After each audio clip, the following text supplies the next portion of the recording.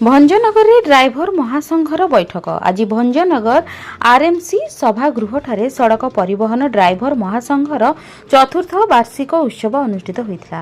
यह उत्सव को ओडिशार कोण अनुकोणर बहु सदस्य सह जिला ब्लॉक सभापति कार्यकारी कमिटी माने उपस्थित थिले।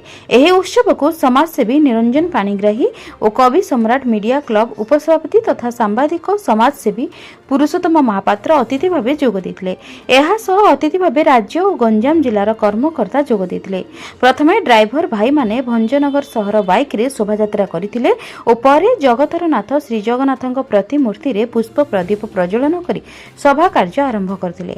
अतिथि माने ड्राइवर भाई मानक अधिकार तथा सरकारी सुविधा सुजोग उपरे आलोचना करबा सह सुरक्षा उपरे गुरुत्व देबाको कहिथिले।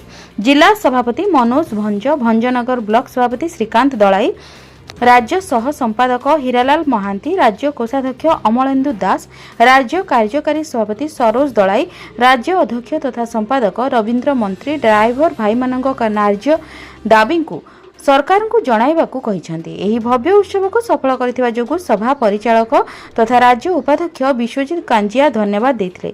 सूचनायोग्य जे सड़क परिवहन ड्राइवर महासंघ अनेक समय विभिन्न उन्नयनमूलक कार्य करबा सह ड्राइवर भाई मानकर विकास करुछि। सेहीपरि भंजनगर एही शाखा बहु दायित्वर सह कार्य तुलाई आसिबा सह ड्राइवर भाई माननकु सहयोग करि आसुछि। परिशेष रे किछि सांबादिक बंधु और संघर राज्य कर्मकर्ता माननकु सम्मानित करा जायतिला। भंजनगर पुरुषोत्तम महापात्रଙ୍କ रिपोर्ट, जन अधिकार लाइव।